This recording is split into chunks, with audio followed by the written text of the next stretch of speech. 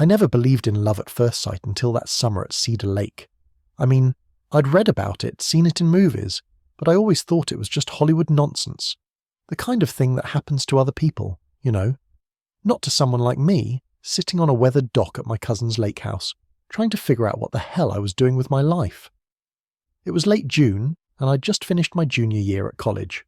My parents thought I was spending the summer doing an internship in the city, but honestly, I'd bombed the interview so badly that I couldn't even bring myself to tell them. Instead, I'd called my cousin Maya and basically begged her to let me crash at her family's place for a few weeks. She'd always been cool like that, never asking too many questions, just understanding when I needed space. The lake house was exactly what I needed. Quiet, isolated, just me, the water, and way too much time to think. Maya had to go back to the city for work after the first week, so I had the place to myself. I'd wake up late, make coffee, and spend hours just sitting on that dock, watching the sunlight dance across the water. It was peaceful in a way that made my chest ache, like I was finally allowed to breathe after holding my breath for years. That's where I was when I first saw him. It was around 3 p.m, and the heat was thick and heavy, the kind that makes your shirt stick to your back.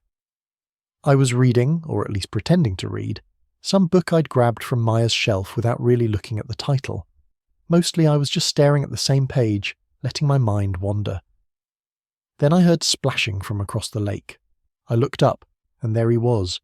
This guy, maybe my age, swimming with strong, confident strokes from the opposite shore. The lake wasn't huge, but it wasn't small either, and I remember thinking it was kind of bold to just swim across like that. Most people stuck to their own side, their own docks, their own little territories. He reached the middle of the lake and stopped, treading water, and then, I swear to God, he looked directly at me. Even from that distance I felt it, this weird electric thing like the air had changed. He raised one hand in a wave. Without thinking, I waved back. That was it. He turned and swam back to his side, but my heart was pounding like I'd been the one swimming, and I couldn't figure out why. I tried to go back to my book, but the words were just shapes on the page.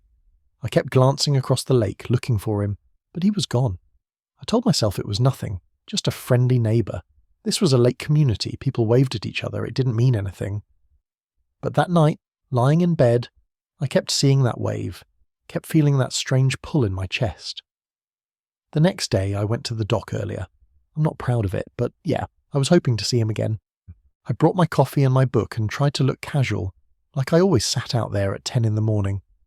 The sun was already warm, promising another scorcher of a day. Around 11, I saw movement across the lake.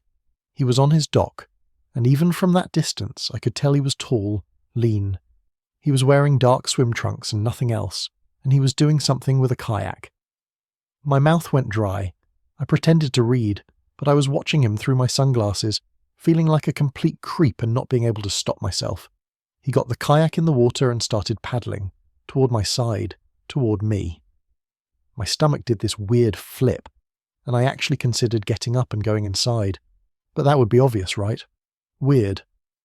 So I stayed put, gripping my book so hard my knuckles went white. He paddled right up to my dock, smooth and easy, like he'd done it 100 times. Up close, he was even more devastating. Dark hair that curled slightly at the ends, sun-kissed skin, and these eyes that were somewhere between green and gold like sunlight through leaves. He had a smile that was equal parts friendly and knowing, like he could tell exactly how nervous I was. "Hey," he said. His voice was warm, a little raspy. "I'm Finn. I'm staying at my uncle's place across the lake." I managed to introduce myself. "Reed," I said, and my voice came out steadier than I expected. "I'm at my cousin's place." "Yeah," I figured, he said, resting his paddle across the kayak. "I've been watching you sit out here the past couple of days. You're either really into that book or really good at pretending to read." I felt my face heat up. Caught. I laughed, and it sounded nervous even to my own ears. A little of both, I admitted. We talked for maybe 20 minutes.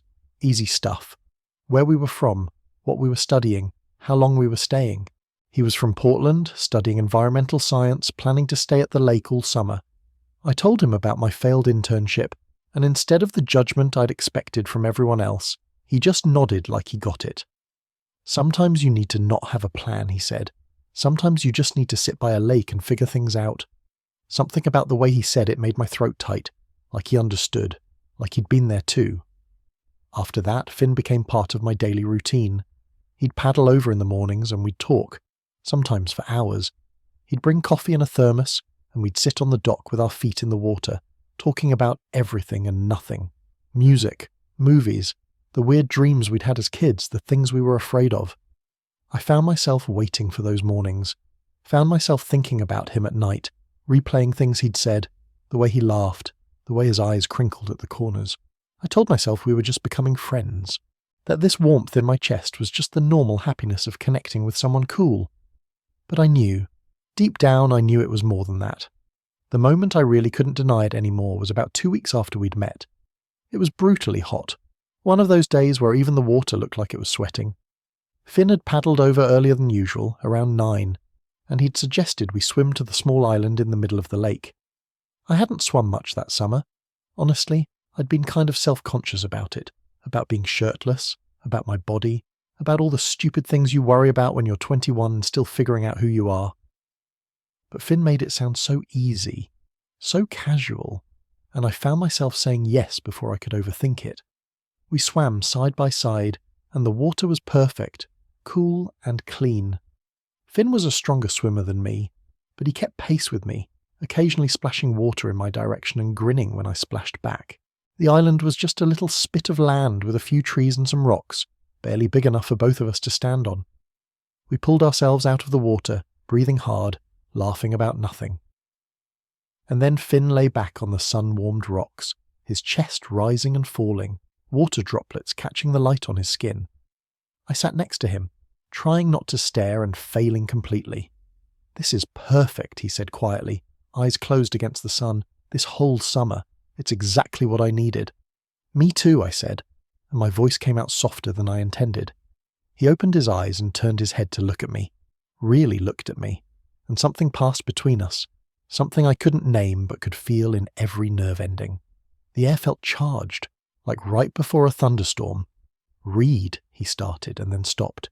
He sat up, and suddenly we were close, so close I could see the water droplets on his eyelashes, could smell the lake water and sunscreen and something uniquely him. My heart was hammering. I didn't know what was happening, but I knew it was important, knew it was something I'd been moving towards since that first wave across the lake. Then his phone, waterproofed in a bag he'd brought, buzzed loudly. The moment shattered. He checked it, made a face, and said he had to get back for a call with his advisor. We swam back to the docks, and he paddled away, but not before giving me this look that I felt in my bones. That night, I couldn't sleep. I lay in bed staring at the ceiling, finally admitting to myself what I'd been dancing around for weeks. I was falling for Finn, maybe had already fallen. And the terrifying part was that I thought, maybe, he might feel the same way. I'd had crushes before, a couple of relationships in college that fizzled out before they really began. But I'd never felt anything like this consuming, all-encompassing thing that made me feel alive and terrified in equal measure. The next few days were torture. Finn still came by, but something had shifted. There was this tension between us, this awareness. Our conversations would trail off into loaded silences. I'd catch him looking at me, and when our eyes met, neither of us would look away as quickly as we should. It came to a head on a Thursday evening. The sun was setting, painting the sky in shades of orange and pink that looked fake, too beautiful to be real. I was on the dock again, because where else would I be? And I saw Finn walking along the shore on his side of the lake. He wasn't swimming or kayaking, he was just standing there looking across the water, looking at me. And then he did something I didn't expect. He pulled off his shirt, tossed it on the ground, and dove into the lake. He swam straight across, powerful strokes cutting through the water. My heart was in my throat. I stood up, watching him get closer, and when he reached my dock, he pulled himself up in one smooth motion. Water streamed off him, and he was breathing hard, and he was right there, right in front of me. "I caught you," he said, slightly breathless. "I caught you staring at the lake. But you weren't looking at the lake, were you?" I couldn't speak, couldn't move. My entire body felt like it was vibrating with something I couldn't name. "You were looking at me," he continued, taking a step closer. "And I've been looking at you too. Every day. Every single day, Reed." "Finn," I managed, and his name felt like something precious in my mouth. "Tell me I'm wrong," he said quietly. "Tell me I'm reading this all wrong, and I'll get back in the water and paddle home and we can pretend this never happened." "You're not wrong," I whispered. The relief on his face was everything. He closed the distance between us, and his hand came up to cup my jaw, his thumb brushing my cheek. His skin was cool from the lake, but his touch burned. "Can I kiss you?" he asked. And the fact that he asked, that he waited for my answer, made me fall even harder. "Yes," I breathed. The kiss was soft at first, tentative, like we were both afraid of breaking something fragile. But then it deepened, and I felt it everywhere, in every cell of my body.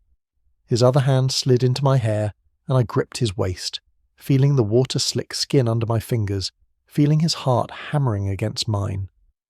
When we finally pulled apart, we were both shaking. Finn rested his forehead against mine, and we just stood there, breathing the same air, holding each other as the sky darkened around us. "I've never felt like this before," I admitted. "It scares me." "Me too," he said, "but the good kind of scared, the kind that means it matters." We spent that night talking on the dock until the stars came out, really talking, about the times we'd each realized we were into guys, about the fear and the shame and the slow journey to acceptance, about the people who'd supported us and the ones who hadn't, about how lonely it could feel sometimes, even when you were surrounded by people. Finn told me about his first boyfriend in high school, how it had ended badly when the guy had panicked and spread rumours to cover his own tracks, how it had made Finn cautious, careful about who he let in. I told him about my family, how I hadn't come out to them yet, how I was terrified of disappointing my dad, who had all these expectations about who I was supposed to be. "You're not a disappointment," Finn said firmly. "You're brave and kind and you think too much, which I kind of love about you." "I kind of love that you noticed," I said back, and then realised what I'd said. The word love just hanging there between us. But Finn just smiled, soft and real, and kissed me again. The rest of the summer was like living in a dream. Finn and I were inseparable. We'd swim to the island and lie in the sun talking about our futures, making plans that felt both impossible and inevitable. We'd cook dinner together at the lake house, dancing around the kitchen to music from Finn's carefully curated playlists. We'd fall asleep on the couch watching movies tangled together and wake up with the dawn light streaming through the windows. It wasn't all easy. We had moments of doubt, of fear. One night I had a panic attack thinking about going back to school, about what would happen when the summer ended. Finn held me through it, steady and calm, reminding me that we didn't have to figure everything out right now. We also had our first fight, a stupid one about nothing important, but it scared me because I thought it meant we were falling apart.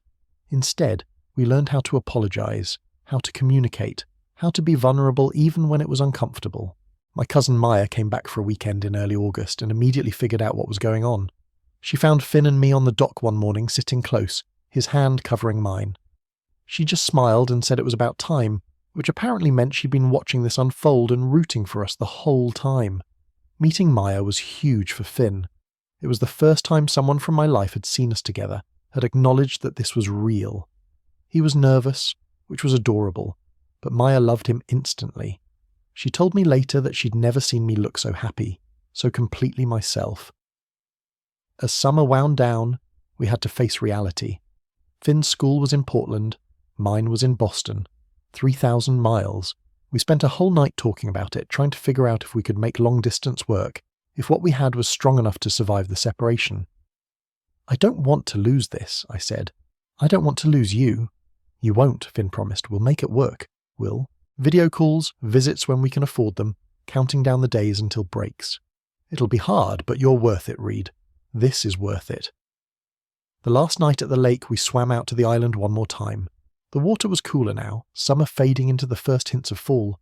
We lay on the rocks, holding hands, watching the stars wheel overhead. "I'm glad you caught me staring at the lake," I said. Finn laughed, that warm, rasping sound I'd come to love so much. "I'm glad you were terrible at hiding it." We kissed under the stars and it felt like a promise. A beginning, not an ending. The drive away from the lake house was one of the hardest things I've ever done. Finn followed me to the main road in his car, and we pulled over at the intersection where we'd go different directions. We stood between our cars, holding each other, neither wanting to be the first to let go. "I'll call you tonight," he said. "I'll be waiting, I promised. And he did call, that night and every night after. We texted constantly, sent each other pictures of our days, fell asleep on video calls. It was hard being apart, but it also proved something important. What we had wasn't just a summer romance. It was real, and it was lasting. I came out to my parents that fall. It was terrifying. But I had Finn on the phone with me afterward, talking me down from the anxiety, reminding me that their reaction wasn't a reflection of my worth. They struggled with it at first, but they're trying, and that's something. Finn and I are planning to spend winter break together. We're going back to the lake, to the place where it all started. And yeah, it's cold in December, and we probably won't be doing much swimming, but that dock, that island, that lake, they're ours now. They're where I learned what it feels like to be truly seen, truly known, truly loved. Sometimes I think about that first day, watching a stranger wave at me from across the water, how I had no idea that my entire life was about to change, how one moment of connection could lead to all of this, to the best thing that's ever happened to me. I never believed in love at first sight, but I believe in it now. Or maybe it wasn't the first sight. Maybe it was the first conversation, the first laugh, the first time our hands touched. Maybe it was that moment on the island when Finn looked at me like I was someone worth knowing. Or maybe it was all of it together, this accumulation of moments that added up to something extraordinary. All I know is that I was staring at the lake and Finn caught me. He took off his shirt and jumped in and swam straight toward me, and I've been falling ever since.